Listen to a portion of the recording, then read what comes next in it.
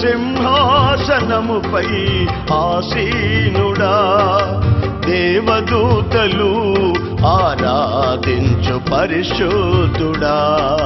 యేసయ్యా నా నిలువెల్ల నిండియున్నావు, నా మనసారని సన్నిధిలో సాగిలపడి నమస్కారము చేసెదా, సాగిలపడి నమస్కారము చేసెదా. నా మనసారని సన్నిధిలో సాగిలపడి నమస్కారము చేసెదా, సాగిలపడి నమస్కారము చేసెదా. మన ప్రభువైన యేసుక్రీస్తు అతి శ్రేష్టమైన నామాన్ని బట్టి మీ అందరికీ హృదయపూర్వక వందనాలు. యెషయా గ్రంథం 8వ అధ్యాయము 18వ వాక్యాన్ని ఒక్కసారి చదువుకుందాం.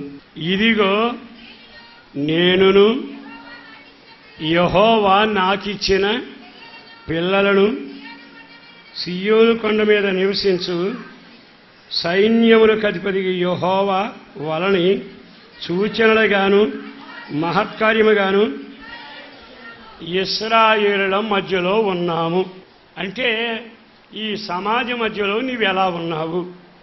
కొంతమంది డబ్బున్న వాళ్ళుగా ఉన్నారు, కొంతమంది మర్యాదస్తులుగా ఉన్నారు, కొంతమంది దానకర్తలుగా ఉన్నారు, కొంతమంది పాటగాళ్ళుగా ఉన్నారు, కొంతమంది శాంతమూర్తులుగా ఉన్నారు. నీ బంధువుల మధ్యలో నీవెలా ఉన్నావు? నీ స్నేహితుల మధ్యలో నీవెలా ఉన్నావు? నీ చదవరుల మధ్యలో ఎలా ఉన్నావు?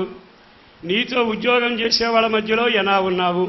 యెహోవా వలని సూచక క్రియలుగాను మహత్కార్యములుగాను వీరి మధ్యలో నేను ఉన్నాను అనే మాట నీవు చెప్పుదువుగాక. ఇక్కడ రాయబడింది ఏమిటంటే, నేను నా పిల్లలు. ఈ రోజున నీ పిల్లల గురించి నీవు సాక్ష్యం చెప్పాలి, నిన్ను గురించి సాక్ష్యం చెప్పాలి. నీవు డబ్బున్నవాడిగా ఉండాలని నేను కోరుకోలా, మాటగారిగా ఉండాలని కోరుకోలా.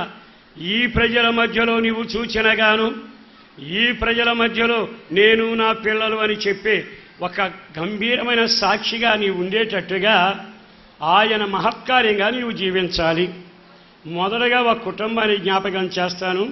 యెహోషువ గ్రంథం 24వ అధ్యాయము 15వ వాక్యంలో చాలా తేటగా రాయబడిన యెహోషువ సాక్ష్యాన్ని వింటున్నాం. యెహోవాను సేవించుట మీ దృష్టికి క్రీడని తోచిన ఎడల మీరు ఎవరిని సేవించెదరు? మీరు ఎవరిని సేవించినా సేవించండి. నది అతడు మీ పితరులు సేవించిన దేవతలను సేవిస్తారు. అమోరీల దేశమును మీరు నివసించుచున్నారే, వారి దేవతలను సేవించెదరు. నేడు మీరు కోరుకొనుడి, మీరెవరిని సేవింప కోరినను, మీరు ఎవరిని సేవింపగోరినా నేను నా ఇంటి వారును యెహోవాను సేవించెదము. ఇశ్రాయేలు జనమంతా కూడి వచ్చారు. వాళ్ళంతా కూడి వచ్చాక యెహోషువ వాళ్ళ మనసును ఎరిగి మనస్తత్వం గమనించి, ఇదిగో మీకు నేను ఒక మాట చెబుతున్నా, ఇప్పుడు జీవం కలిగిన దేవుని ఎరిగి, జీవం కలిగిన దేవుని ద్వారా పోషించబడి, జీవం కలిగిన దేవుని ద్వారా నడిపించబడి, నీడలేనప్పుడు నీడిచ్చాడు ఆయన, నిప్పులు గురిసే బండలోంచి నీళ్ళిచ్చాడు ఆయన, మీ పైనానికి అడ్డం తొలగించాడు, ఆటంకాలు తప్పించాడు, శత్రువులను నీళ్ళలో ముంచాడు. మరి ఇన్ని మీరు పొందారు కదా, ఇన్ని అనుభవించినాక మీలో ఒకవేళ రకరకాల అభిప్రాయాలు నాకు కనబడుతున్నాయి. మీరు ఎవరిని సేవించాలనుకుంటే వారిని సేవించండి. అమ్మోరీల దేవతను సేవించినా, ఫిలిష్తీయుల బలిపీఠాల దగ్గరికి వెళ్ళినా, సిరియనులాగా కార్యం చేసినా, అమ్మోనీయులలాగా మంత్రాలు చేసినా, శరీరానుసారంగా నడిచే ఐగుప్తుల్లాగా మీరున్నా, మీరు ఎవరిని సేవించాలనుకుంటే మీరు మాత్రం వారిని సేవించండి. నేను నా కుటుంబీకులు మాత్రం యెహోవానే సేవిస్తాము. ఈ ఎందుకని ఆ మాట అన్నాడు? నీవు సేవించడం వలన ఏం జరుగుతుంది? చాలాసార్లు నేను ఏస్తూ నడుస్తున్నానని మాటలు అంటాం. కానీ నీ జీవితంలో జీవం కలిగిన దేవుని మాత్రమే, నీకు మంచితనం చూపిన దేవుని మాత్రమే, కృప చూపిన దేవుని మాత్రమే, అడగకపోయిన ఆయుష్ కృపించి ఇంతకాలం నడిపిస్తున్నాడే, ఆ దేవుణ్ణి ఎరిగినాక నువ్వు చెప్పాల్సిన మాట, ఆయనను మాత్రమే మేము సేవిస్తాము. మరి ఈ రోజున మాట చెప్పగానే సమాజం అప్పటి వరకు పైవచనం చదివారుగా, రకరకాల అభిప్రాయాలు వాళ్ళకు ఉన్నాయి. వారిని సేవిద్దాం, వీళ్ళని సేవిద్దాం, ఈ ఫిలిస్తీన్ల దేవతలను సేవిద్దాం, ఆకాశ రాణిని సేవిద్దాం, ఐగుప్తుల దేవతలను సేవిద్దాం అంటే వీళ్ళు ఎవరంటే మేలు మరిచిన వ్యక్తులు. ఈరోజు మీలో చాలామంది, మనమైనా మన పితరులైనా చాలాసార్లు దేవుడు చేసి మేలును మర్చిపోయి మనం ఎవరిని సేవించాలో అర్థం కావటంలా. ఈ ఎవరి వెనక వెళ్ళాలి, ఈ ఎవరితో మనం నడవాలి, ఈ ఎవరితో మనం సాంగత్యం చేయాలి, ఈ ఎవరి సన్నిధిలో నిలబడాలి. మరి ఈ రోజున యెహోవా సన్నిధిలో నిలిచి ఆయన్ని సేవించేందుకే నిన్ను కొన్నాడు, కన్నాడు, కడిగాడు. మరి నీవు ఆయన్ని సేవిస్తున్నావా? ఆ మాట అనగానే అప్పుడు వాళ్ళ కళ్ళు తెరవబడి వాళ్ళు చెప్పిన మాట మీరు వినండి. ఇప్పుడు అందుకు ప్రజలు యెహోవాను విసర్జించి ఇతర దేవతలను సేవించిన ఎడల మేము శాపగ్రస్తులము. అంటే ఈ రోజు మొదటి మాట, నీవు సేవించే దేవుణ్ణి బట్టి నీకు దీవెన వస్తుందా, శాపం వస్తుందా? అంటే ఆరాధనలో కూడా శాపం వస్తుందా? సేవిస్తే కూడా శాపం వస్తుందా? బైబిల్లో రాసిన మాట. ఈ యెహోషువ ఎంత తెలివి కలిగిన వాడు గనక, నేను ఆయన్నే సేవిస్తా, ఆయన్ని సేవిస్తే నాకు ఆశీర్వాదం కలుగుతుంది. మరి ఈ మాటలు విన్నాక నిజదేవుని ఎంతవరకు ఆరాధిస్తున్నా? మీరు అనవచ్చు, ఏమండి మేము కూడా తప్పకుండా ఆ దేవుణ్ణి ఆరాధిస్తామండి, ఆ దేవుణ్ణే స్తుతిస్తాం. మరి దేవుణ్ణి సేవించడం అంటే ఏమిటి? ఎన్నోసార్లు విన్నారుగా. సేవించడం అంటే ఆ ఎనుదుట సాగిల పడడం. సరే, ఇంకో మాట కూడా చెప్పాలి. సేవించడం అంటే ఏమిటి? 22వ కీర్తన 30వ వాక్యం చదవండి. ఒక సంతతి వారు ఆయనను సేవించెదరు, ఆయనను సేవించెదరు. ఒక సంతతే సేవిస్తారట. వారు ఎవరు అంటే గొర్రెపిల్ల రక్తం ద్వారా కడగబడిన వాళ్ళు. వాళ్ళు ఎవరంటే దేవునితోనే జీవిస్తానని తీర్మానం చేసిన వాళ్ళు. వాళ్ళు ఎవరు అంటే కృప కొరకు ఎదురు చూచేవాళ్ళు. యేసు రక్తం ద్వారా కడగబడిన ఆ సంతతి యెహోవాను సేవింతురు. వాళ్ళు ఎలా సేవిస్తారట చదవండి. రాబోయే తరానికి ప్రభువుని గురించి వివరింతురు. ఇదిగో ఈ మాట విన్నారుగా. మీరు ప్రభుని సేవించడం అంటే మోకాళ్ళ జీవితమే కాదు. ప్రభుని సేవించడం అంటే దేవుని సన్నిధిలో కానికివ్వడమే కాదు. నేను ప్రభుని సేవిస్తానని చెప్పగలిగిన వాళ్ళు రాబోయే తరానికి యేసుని గురించి ప్రకటించుదురుగాక, యేసుని గురించి వివరించుదురుగాక. అంటే మనదొక తరం, మనకు పుట్టిన పిల్లలు ఉన్నారేది ఒక తరం, మన పెద్దలు ఉన్నారేది ఒక తరం, పిల్లల తరాలు మారుతూనే ఉన్నాయి. ఇప్పుడు నేను దేవుని సేవిస్తున్నాను అని అంటే కొత్త బైబిల్ కొనుక్కొని చదువుకున్నానని కాదు. నువ్వు ప్రభువుని ప్రేమిస్తే, ఆయననే సేవిస్తే నువ్వు చేసే మొదటి పని ఏమిటయ్యా అంటే, ఒక తరం రాబోతుంది. ఆ తరానికి నేను నా దేవుని గురించి పరిచయం చేయకుండా, నా దేవుని గురించి చెప్పకుండా, నా దేవుని గుణగణాలు వివరించకుండా, నా దేవుని గురించి ప్రకటించకుండా నేను ఏమీ చేయలేను. అందుకని సేవిస్తున్నాను అనే మాటకు అర్థం ఏమిటయ్యా అంటే, ఒక తరం నీ ద్వారా యేసును తెలుసుకొనుగాక, ఒక తరం యేసులో మేలుడు నీ ద్వారా అనుభవించుదురుగాక. అంటే సేవించే ప్రతి వాళ్ళు రాబోయే తరానికి నా యేసును గురించిన జీవం కలిగిన మాటలు, జీవం కలిగిన సమాచారం, జీవ వార్త, జీవం కలిగిన దేవుడు యేసేనని తప్పక మీరు వచ్చే తరానికి ప్రకటించుదురుగాక. నా యేసును బట్టి బ్రతిమలాడుతున్నాను. మీరు మీ వ్యక్తిగత జీవితంలో పిల్లలకు కానీ అది నేర్పగలిగితే మీరు దేవుని సేవించారు అనే కార్యం వాస్తవం. అది తప్ప దేవుడికండి గుడి కట్టానండి, దేవుడికండి ఫ్యాన్లు ఇచ్చానండి, దేవుడికండి ఫలానా కార్యాలు చేశానండి, నువ్వు ఎన్ని చేసినా అంతా నిష్ప్రయోజనం. ఈరోజు పిల్లల భారం నీ పైన ఉండునుగాక. అప్పుడు హన్న ఎంత సంబరపడి ఉంటుంది. ఆ పిల్లడు మోకరించగానే నేను నా పిల్లలు. మరి ఈ రోజున నీ పిల్లలు నీతో మందిరానికి వస్తున్నారా? నీతో మోకరించగలుగుతున్నారా? నీతో వాక్యం చదువుతున్నారా? నీవు కానీ పరిశుద్ధమైన మాటలు పలికితే నీ పిల్లలు పరిశుద్ధమైన మాటలు పలుకుతారు. నీవు ఒక రక్షించబడిన వ్యక్తివైతే నీ నోట్లో యేసు రక్త ప్రోక్షణ ఉంటే నీ మాటలు ఎలా ఉండాలి? నువ్వు తర్వాత పిల్లలు గొప్పవాళ్ళు కావాలి అని కోరుకుంటే వాళ్ళ జీవితాలు నీ వల్లేగా పాడయ్యింది. ఒక సేవకుడిగా బ్రతిమలాడుతూ చెబుతున్నా, మీరు మీ పిల్లలు గొర్రె పిల్ల రక్తం ద్వారా కడగబడిన వారైతే ఆయన సన్నిధిలో దేవునికి సాక్షులుగాను మహిమకరంగాను ఆశీర్వదించబడిన వ్యక్తులుగా మీరే సూచనలుగా ఉందురుగాక. ఇక మీదట పరిహాసాలు తగలబెట్టండి, జోకులు మూటగట్టండి, శాపాన్ని వదిలిపెట్టండి. మీరు మాట్లాడేటప్పుడు నీతియుక్తమైన పవిత్రమైన పదాలు మాట్లాడటానికి ఇష్టపడండి. జీవితం సరదా కాదు, ఆ తర్వాత ఏం విత్తం అదే కోసుకుంటాంగా. ఎల్లకాలం ద్వేషం ఎత్తితే ద్వేష ఫలితమే కోసుకుంటాం, పరిహాసం ఎత్తితే పరిహాసం కోసుకుంటాం, ఇతర కీడు విత్తితే కీడే కోసుకుంటాం. ఈ రోజున నా యేసుని బడి చెబుతున్నా, మీరును మీ పిల్లలను నా దేవుని వలన సూచక క్రియలుగా అన్యుల మధ్యలో నిలిచి ఉందురుగాక. అందుకు మీరు యెహోషువ చెప్పినట్లుగా నేను నా పిల్లలను ఎవరిని సేవిస్తాం? యెహోవాను సేవించడం అంటే రాబోయే తరానికి ఆయనను గురించిన వార్త ప్రజలకు నీవు తెలియచేయుదువుగాక. మరి ఈ రోజున ఆ విధంగా ఎప్పుడైనా రాబోయే తరం కొరకు నీవు ఎప్పుడైనా ప్రయాసపడ్డావా? 2వ లైన్ చదవండి. అందులోని వారు వచ్చి ఆయన దీని చేసినని పుట్టబోవు ప్రజలకు తెలియచేతురు. ఒక సంతతి ఉంది, దేవుని కార్యాలు చేసే సంతతి.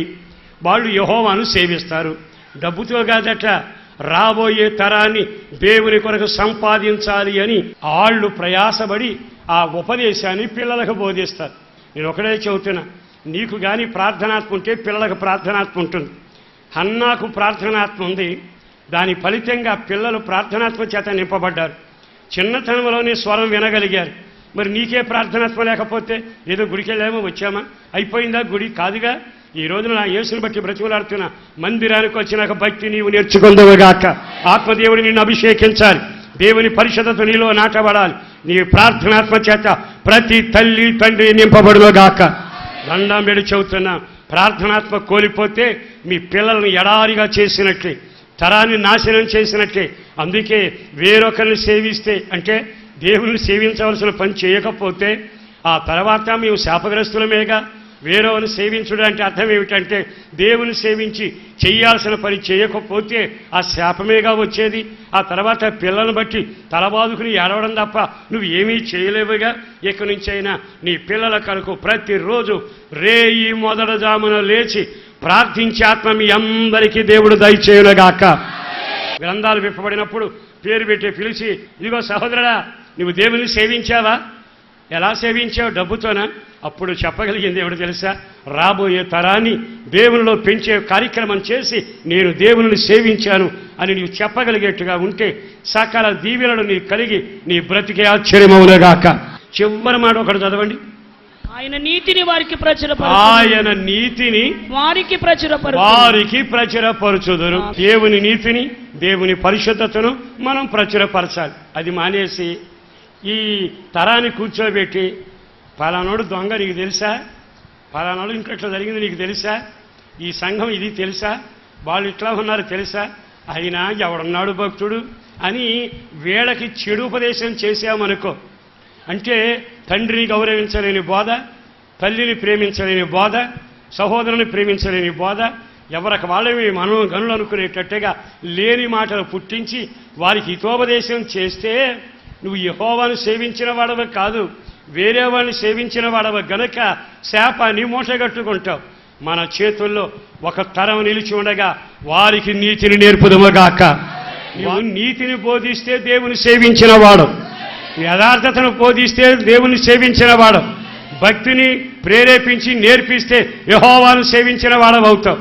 ఆ కృప నీకు కలగాలి అనుకుంటే ఈ రోజైనా తీర్మానం చేసి, నేను అనేకులకు ఆశీర్వాదకరంగా లేక శాపంగా ఉన్నాను, మహిమకరంగా లేక నాశనకరంగా ఉన్నాను, నా జీవితం శాపమైపోయింది, నేను దేవునికి మహిమకరంగా బ్రతకలేకపోయానని విషయాన్ని గమనించి ఇప్పుడైనా ఒప్పుకొని నా యేసును బట్టి బ్రతిమలాడుతుండగా జీవితాన్ని సమర్పించుకుని దేవుని సన్నిధిలో అద్భుతంగాను ఆశ్చర్యంగాను సాక్షులుగాను మేము ఉంటాము, అలా పెంచుకుంటానని నీవు దేవుని సేవించే పని మీద నీ పిల్లలకి నీతిని నేర్పుదువుగాక. నీ పిల్లలకి ఆత్మ సంబంధమైన అంతరిక్షాన్ని, ప్రార్థన, భక్తులు, సహవాసం, పవిత్రత, మందిరం, వాక్యం అంటే గౌరవాన్ని నీవు నేర్పి చేయగలిగితే నీవు యెహోవాను సేవించిన వాడవు. రెండో మాట చెబుతా, యెహోవాను సేవించడం అంటే ఏమిటి? ఫరో దగ్గరికి మోషే వచ్చాడు. ఫరో, మహారాజా, మా పిల్ల జల్ల అంతా కలిసి మేము యెహోవాను సేవించడానికి 3 రోజులు అరణ్యంలోకి వెళతాం, అక్కడ పండగ చేసి తిరిగి వస్తామన్నాడు. వెంటనే మరో ఏమన్నాడు తెలుసా? ఒరే నాయన, పెద్దలందరూ ఉండి పిల్లల్ని ఇక్కడ పెట్టండి. మళ్ళీ ఏమన్నాడు తెలుసా? పోతే పోయారో పశువులన్నీ ఇక్కడ పెట్టండి అన్నాడు. ఈ మోషే అంటాడు, నేను కానీ నా పిల్లలు కానీ మా పశువులు కానీ మాకేది కలిగినా అంతా వెళతాం అక్కడికి వెళ్ళి 3 రోజులు ఆయనను సేవిస్తాం. నిర్గమాకాండలో రాసాం. అక్కడికి వెళ్ళి మేము యెహోవాను సేవించి తిరిగి వస్తాం. ఎవరెవరితో? కుటుంబీకులు అంటే పిల్లలు, ఆస్తి, చివరికి పశువుల మందలతో కూడా యెహోవాను సేవించుట. నువ్వు దేవుని సేవించినప్పుడల్లా ఫరోకి నీకు మధ్యలో ఒక ఒడంబడిక ఉండాలి. వాడేమంటాడో తెలుసా? నువ్వు ఆరాధన చేసుకుంటే మంచిదే, పిల్లల్ని వదిలేయి. ఆరాధన చేసుకుంటే మంచిదే, పశువులను వదిలేయి. ఆరాధన చేసుకుంటే మంచిదే, అమావాస్య మానబాకు. ప్రార్థన చేస్తున్నావా? ఆయన్ని సేవిస్తున్నావా? చేస్తే చేసావు, మంచిదే, మంచి రోజు చూసుకో. నువ్వు ప్రార్థన చేస్తున్నావా? మంచిదే, చేసుకుంటే చేసుకో. కానీ నువ్వు వెళ్ళేటప్పుడు ఎవరన్నా ఎదురొస్తేనే బాగుంటుంది, జాగ్రత్త. నువ్వు చేస్తే చేయి, కానీ అది మంగళవారమో శుక్రవారం ఆలోచించి చేయి. అంటే వాడు ఎంతసేపు వాడి పద్ధతులు నీ మీద రుద్దుతూ ఉంటాడు. అందుకని మనం దేవుని సేవిస్తూనే ఉంటాం, పిల్లల్ని అక్కడ వదులుతుంటాం. కొన్ని కార్యక్రమాలు ఫరో ఇష్టం వింటుంటాం. ఫరో చెబుతుంటాడు, ఈరోజు అమావాస్యం తెలియదా? ఈరోజు మంగళవారం అని తెలియదా? ఈరోజు ఎదురొచ్చింది ఎవరో తెలియదా? అసలు ఈ రోజులు అడిగేటివేమిటి? ఈ రోజులో ఇదేమిటి? అంటే ఆచారాల ఒక పక్కన, సిద్ధాంతాల ఒక పక్కన, వాడి పెంపకం ఒక ఆలోచన. ఫరో అనే లోకాధిపతి మనకి ఎన్నో నేర్పుతుంటాడు. ఈ రోజున ప్రభువుని సేవించడానికి బయలుదేరిన నీవు లోకంతోనూ పాపంతోనూ దానికున్న సకల ఆలోచనలకు తెగతెంపులు జరుగునగాక. గతించిన కాలమే చాలు. నీ సిద్ధాంతాలు నాకు అక్కర్లా, నీ క్రమం అక్కర్లా, నేత్రాశ, జీవబడంబం, ఈ శరీరాశ, ఆకర్షణ నాకు అక్కర్లా. ఫరో, నీ సరుకుతో నాకు పని లేదు, నీ ఆలోచన నేను వినను. ఇది యేసు రక్తం ద్వారా కడగబడిన దేహం, నా దేవుని నిలయం, నేను నా దేవునికి ఇచ్చేసాను. ఇది నీది కాదు, దీని మీద నీ పెత్తనం చేయబాకు. నా ప్రాణాత్మ దేహాలు దేవునికి అని గాని సమర్పించుకుని ముందుకు వెళ్ళగలిగితే 3 దినాలు అరణ్యములో మీరు యెహోవాను సేవించుదురుగాక. నడిచారా? ఎర్ర సముద్రం 2గా పాయలవలా? బండలో ఊటరాలా? పరలోకం మన్నా కొరవలా? ఎన్ని అద్భుతాలు జరిగాయి. ఈ రోజున అద్భుతాలు నీ గుమ్ములో ఉన్నాయి. నీకు అది అనుభవించలేకపోవడానికి కారణం ఏమిటంటే ఫరో మాటల్లో చిక్కుబడిపోయావు. దండం పెడి చెబుతున్నా, ఇకనైనా వేర్పాటు జీవితం మొదలవునుగాక. నీవు ఆయన్ని సేవిస్తున్నావు అనడానికి 3వ మాట చెబుతాను. నీ పిల్లలు నువ్వు చేయాల్సిన పని. యోహాను 2వ పత్రికలో చాలా పేటగా ఓ చక్కని వాక్యాన్ని రాసి పెట్టాడు. నేను మాత్రమే కాక సత్యము ఎరిగిన వారందరూ మనలో నిలుచు మనతో ఎల్లప్పుడూ ఉండు సత్యమును బట్టి మిమ్మును నిజముగా ప్రేమించుచున్నాము. ఇప్పుడు మరొక మాట చెబుతానండి, అందరిని చూడాలి. ఇప్పుడు ఈ పత్రికలో రాయబడిన మాట ఏంటంటే, నేను మాత్రమే కాదు, సత్యమును ఎంతమంది అనుసరిస్తున్నారో, ఎంతమంది మనలో నిలిచి ఉన్నారో. అంటే మనలో నిలిచి ఉండడం అంటే సత్యంలో నిలిచి ఉన్నట్టు, మనలో నిలిచి ఉండడం అంటే సహవాసంలో నిలిచి ఉన్నట్టు, మనతో నిలిచి ఉండడం అంటే దేవుని శరీరంగా నిలిచి ఉండడం. ఎంత చక్కని మాట రాయబడింది. 4వ వాక్యం చదువుదాం. తండ్రి వలన మనం ఆజ్ఞ పొందిన ప్రకారముగా నీ పిల్లలలో కొందరు సత్యమును అనుసరించి. ఆమేన్. మరి నేను నా పిల్లలని చెప్పగలవా? నేను నా సంఘమని చెప్పగలవా? నేను నా జాతి అని చెప్పగలవా? యెషయా గ్రంథంలో 8:18 ఉంది. సాక్ష్యం చెబుతున్నాడు, నేను నా పిల్లలు అనేకులకు దీవెనకరంగా ఉంటాం, అనేకులకు ఆశీర్వాదకరంగా ఉంటాం, అనేకులకు ఆశ్చర్యంగా ఉంటాం. మా జీవితమే ఆశ్చర్యం, మా సహవాసమే ఆశ్చర్యం, మేము వెలుగుతున్న జీవితమే ఆశ్చర్యం, నడిపించబడుతున్నదే ఆశ్చర్యం. అలా ఉండాలి అనుకుంటే మొదటిగా నువ్వు ఎవరివై ఉండాలంటే దేవుని సేవించేవాడవై ఉండాలి. దేవుని సేవించడం 2 మాటలు చెప్పాను. ఒక తరానికి బోధించాలి, మరొక తరానికి నేర్పాలి, రాబోయే తరానికి నీవు నీతిని ప్రచురం చేయాలి. ఇది జరిగితే నువ్వు దేవుణ్ణి సేవించినట్టు. 2వ మాట ఏమిటి? నువ్వు దేవుని సేవిస్తూ ఫరోతో కాపురం పెట్టలేవు. 2 యజమానులకు ఎవరో దాసులు కాదు. ఒక వరలో 2 కత్తులు ఉండవు. కొంతమంది ఇటు అటు, కొంతమంది అటు ఇటు, 2 దొడ్ల మధ్యలో పడుకున్న గార్ధం మనం చూస్తూనే ఉన్నాంగా. మరి ఈ రోజున ఫరో దగ్గరే ఉంటూ ఫరో మాటలు కొన్నింటూ వెళ్ళొస్తానండి ఆరాధనకి అంటే పశువులు ఎక్కడ ఉంచాలమంటావా? లేదా పిల్లల్ని ఇక్కడ ఉంచాలమంటావా? అయితే ఆరాధనకి వెళ్ళేటప్పుడు ఇది పాటించమంటావా? అంటే ఫరో సరుకు ఎవరి ఇంట్లో ఉన్నా వాళ్ళు శపించబడతారు తప్ప దీవించబడరు. ఫరో ఇష్టం ఇంటే నువ్వు దేవుని చిత్తం చేయట్లేదనమాటేగా. ఎక్కడైనా దేవుని సేవించేవారు ఫరో నుండి సౌలు ఇంట్లో నుంచి లోకంలో నుంచి వేరుపాడు జీవితంలో అడుగుపెట్టుదురుగాక. కనుక సేవిస్తే నీవు ఆశ్చర్యంగా ఉంటావు. రెండో మాట, నేను నా పిల్లలను నీవు నా కొత్తగా ఒక ఆజ్ఞ ఇచ్చావు. ఏమిటో తెలుసా? ప్రేమించుట. అప్పుడు సాక్ష్యం వినబడింది. మీలో కొంతమంది పిల్లలు సత్యమును అనుసరించి నడుస్తున్నారటగా, మీ పిల్లలు ప్రేమిస్తున్నారటగా, నిజంగా సొంతవాణ్ణి ప్రేమించినట్టుగా ఓనేసిమును కూడా ప్రేమించారటగా. అంటే నువ్వు దేవుని సేవిస్తూ ఉంటే ఈ రెండో లక్షణం నీకు ఉండాలి.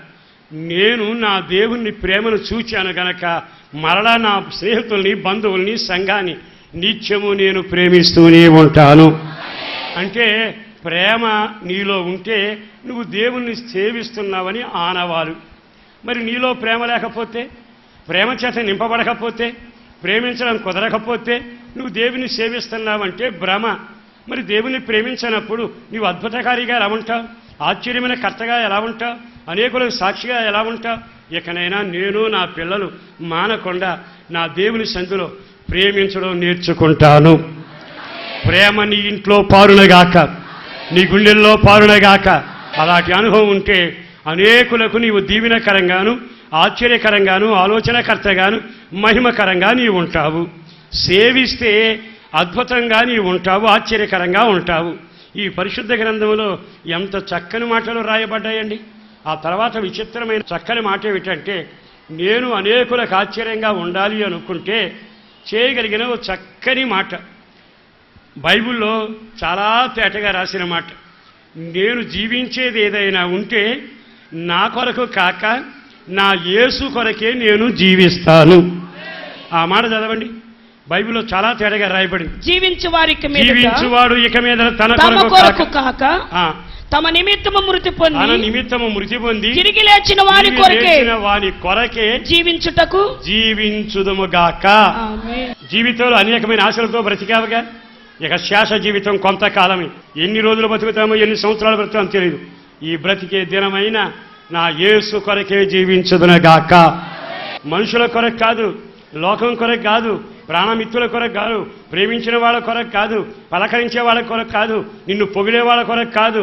ఇక మీదట చనిపోయి పునరుద్ధరణుడైన యేసు ఉన్నాడే, ఆ యేసు త్వరగా రాబోతున్నాడు గనక నేను ఆయన కలవాలని ఒక దర్శనం కలిగి ఇక మీదట యేసు కొరకు మీరు జీవించుదురుగాక. యేసు కొరకు సమస్తాన్ని వదిలిపెట్టారు. వచ్చి ఒక రోజున అడిగారు, అయ్యా సమస్తాన్ని వదిలిపెట్టాంగా, అయితే మీరు వదిలిపెట్టారు గనక నూరింతల మేలు జరుగుతుంది, మీ నడికట్టుకు జవాబు వస్తుంది, మీ చేతి కొట్టకు అద్భుతం జరుగుతుంది, మీరు మాట్లాడితే దయ్యాలు వణుకుతాయి, మీ పేర్లు జీవగ్రంథంలో రాయబడతాయి, మీరు నడుస్తుంటే అద్భుతాలు జరుగుతాయి. నువ్వు యేసు కొరకు జీవిస్తే పరలోక సకలమైన మహిమ నా దేవుడు నీతో కూడా పంపునుగాక. ఈ రోజున ఈ మాటలు విన్నాకైనా నేను దేవుని కొరకు ఒక మహిమకరంగా, ఒక ఆశీర్వాదకరంగా, నేను నా పిల్లలు ఆశీర్వాదకరంగా ఉండాలని నీవు కోరుకుంటే తప్పనిసరిగా 3 కార్యాలు చేయాలి. మొదటిది సేవించాలి, రెండవది ప్రేమించాలి, మూడవదిగా బ్రతికేదైనా ఉంటే యేసు కొరకే ఉండాలి.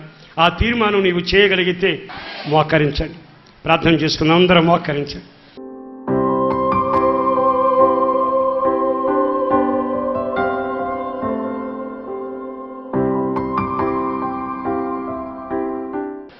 పరిశుద్ధుడును ప్రేమమయుడైన ప్రభు, వందనాలయ. అపారమైన నీ ప్రేమను బట్టి ధన్యవాదాలు. నీ మాటలు లోతుగాను చాలా తేటగాను విన్నాం, ప్రజలు విన్నారు, వారి జీవితాల్లో కార్యం జరిగించండి.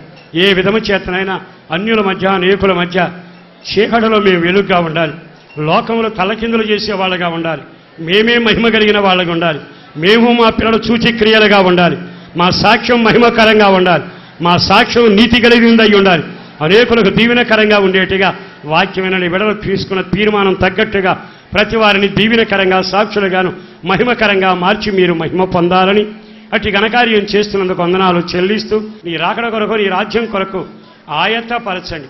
యేసు పరిశుద్ధ నామమున ప్రార్థించి వేడుచున్నాము తండ్రి, ఆమేన్. మన ప్రభు అయిన యేసు క్రీస్తు అతి శ్రేష్టమైన నామాన్ని బట్టి ఈ కార్యక్రమాన్ని చూస్తూ దీని కొరకు మీరు ప్రార్థిస్తూ సహకరిస్తున్న మీ అందరికీ హృదయపూర్వక వందనాలు. మీతో మాట చెప్పాలని కోరుకుంటున్నాను.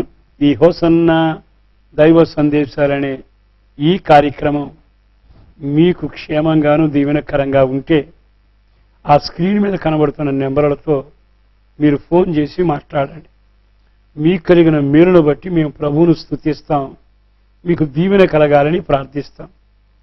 దీని కొరకు అనేకులు ప్రార్థిస్తున్నారు, అనేకులు సహకరిస్తున్నారు. వారందరికీ కూడా హృదయపూర్వక వందనాలు తెలియచేస్తూ మీ అవసరాలు కానీ మీరు ఏ సమస్యనైనా మాతో పంచుకోవచ్చు.